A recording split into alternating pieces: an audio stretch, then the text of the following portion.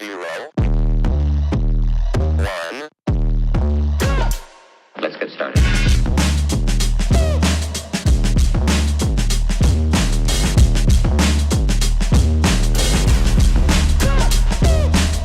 Why they stopping me? Stopping me. Good morning! So, after ng Black Friday, ito na po ang kalagayan namin dito sa Minnesota.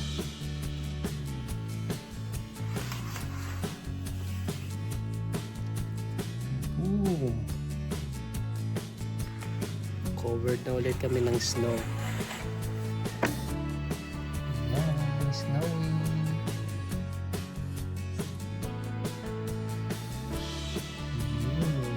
Kapal na ulit ng snow. So today is Saturday at ayan po, buong magdamag po na nag-snow. Kaya ang aming pong surroundings ay ganito na. Tada! Yan na po ang pinakaabangan ng anak ko. Diba? Ang lalaki na ng mga flakes na nalalaglag at yung aming paligid ay covered na ng snow, so kailangan na naming palahin kasi yung daan namin di na namin kita kasi dito. What can you say na may snow na sa labas?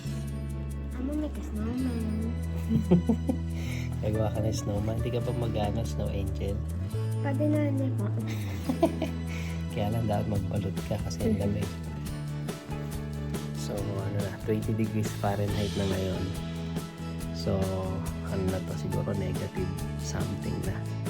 Kasi ang 0 degrees Celsius ay 32 Fahrenheit. So, yun. Share ko lang. So, siguro negative na negative 12. Negative 12 degrees Celsius na dito sa amin. Oh my goodness.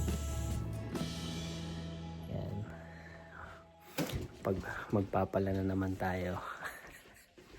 Pero, yan.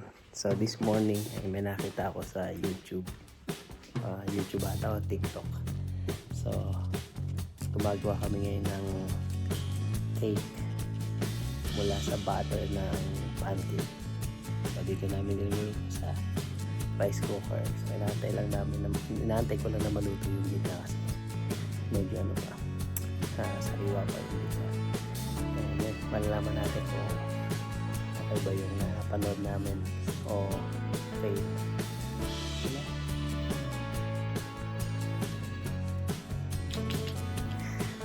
Okay, so yan po ang live update namin sa mga oras na ito. At yung anak ko hindi pa nagsusuklay. Ay, grabe.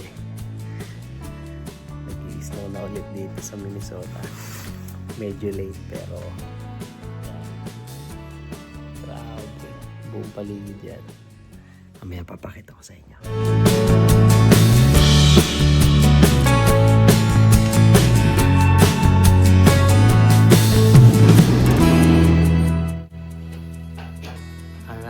So ngayon ay tapos na nating lutuin yung cake na pancake.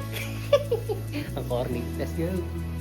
Ayan. So pinatay ko na yung rice cooker. Ito na siya. Tingnan mo. Tada! O, diba? Sosyal. So ngayon, kailangan na lang natin na ayan, pot holder. Siyempre. Ito na siya sa Ilagay ko na siya sa rice cooker at lalagyan na natin siya sa plato. So, tingnan natin kung okay siya. Hindi ko lang kung madikit pa siya. Hindi, okay siya. Na mukhang matatanggal naman. So, let's do this.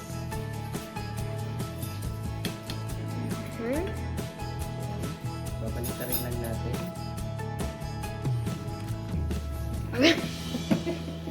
Hindi ko alam kung nalaglag nag-live siya. Pero tataktak pa rin natin.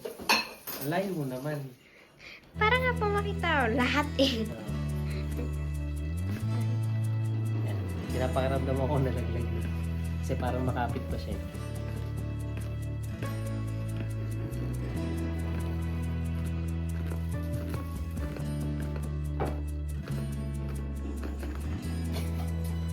Tingnan natin ha. Alauna. Alas 2. Alas 3. It's the fake.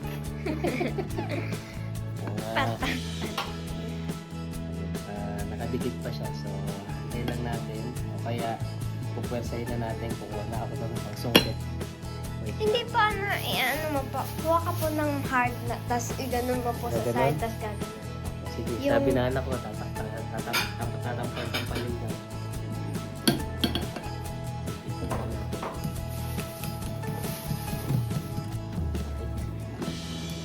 Sabi ko po yung parang hard na kahit ano man po, hindi naman po yung kamay.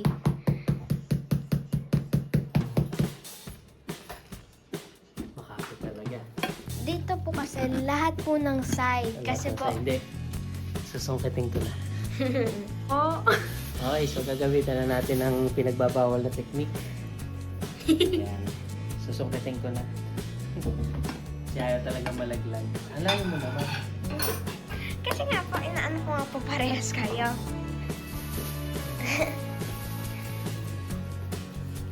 Kasi ang kapit niya eh.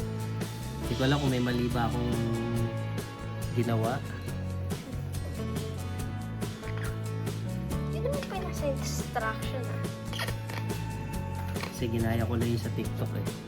Sa TikTok po ba yun? Sa Facebook po yun eh. Ay, baka, reels. Ordinary po.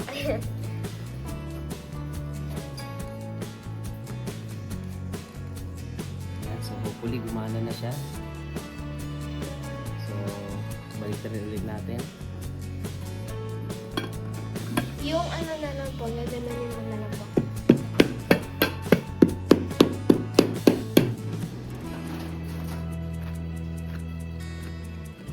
Yun. May naramdaman na akong kakaipas. Tignan mo. Alauna. Alas 2. Alas 3. Ay! Mukhang rice!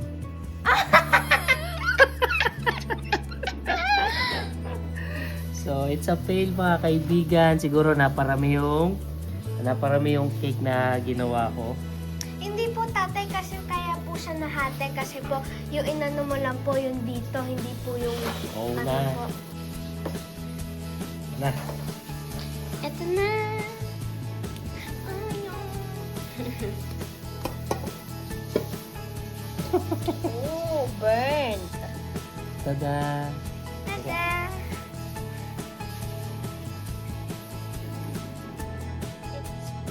It's a little burnt like the video. So, ayan na. Nagawa na namin. Okay na siya. Okay na siya. Tada! Parang tutong na sinaing. Yay! At yun na nga, it's a fail. Fail siya ate. Hindi po siya pen, masarap pa rin po siya. Yung loob na nga lang po anuhin natin. Para siyang tutong na sinaing. Teka, wow! Gahatiin natin ng ano yan.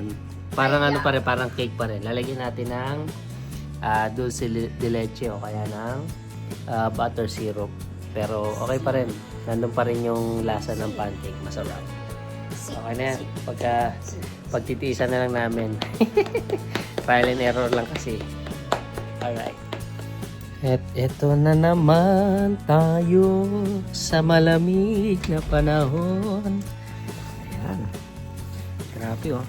Kapal ng snow oh.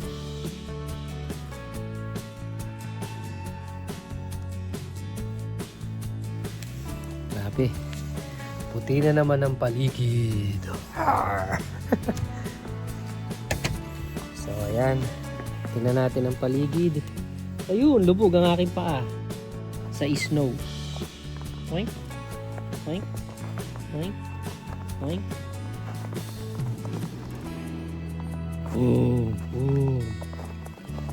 Naririnig ko naman yung yep. Grabe oh. Kung kita nyo, ayan oh. Yan ang sinasalubong namin ngayon. Grabe. Snow. Yung lamig ay bearable. Pero yung snow medyo makapal. Ayan oh. Ayan, natin nyo, may marka na ako ng ano ko doon, ng tapa ko. Ngayon oh. Ang kapal. Grabe.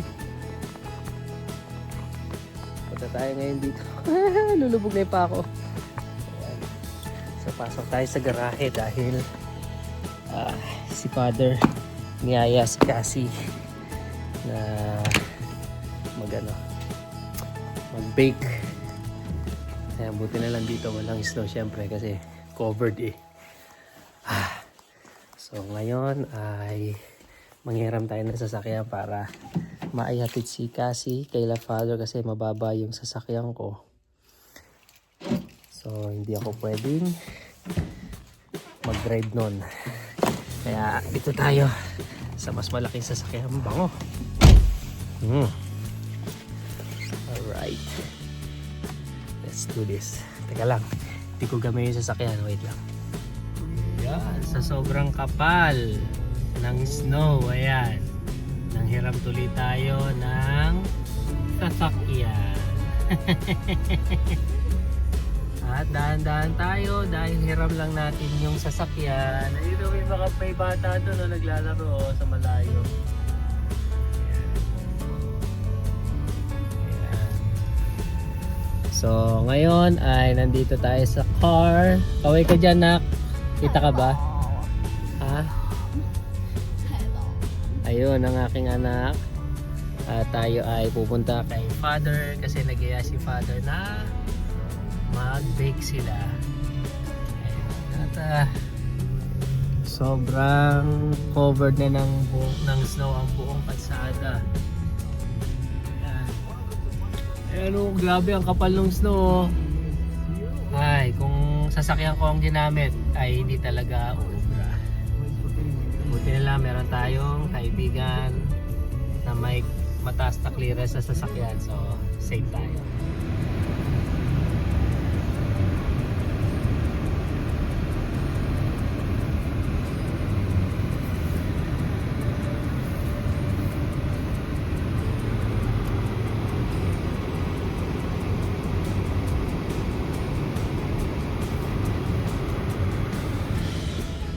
Ayan. So, ate. What are you planning to bake? Poop? Cookie again? Sana may kumpleto ingredients si Father. Ayan, medyo hirap lumiko. Ay, grabe. Hirap lumiko ang mga sasakyan. Buti na lang malaki yung gulong nitong sasakyan nila Sir Leo. Pero dahan-dahan pa rin tayo kasi ayaw nating may masira or ayaw nating mag-slide o bumangga sa kung saan. So very cautious pa rin tayo. Although itong dinadaanan namin ngayon ay talagang makapal yung snow. Kasi feeling ko lagpas 5 inches yung mga snow na meron dito ngayon sa kalsada. Or mas mataas pa. Kaya kalimitan ng mga sasakyan dito sa lugar namin ay pick up, SUV.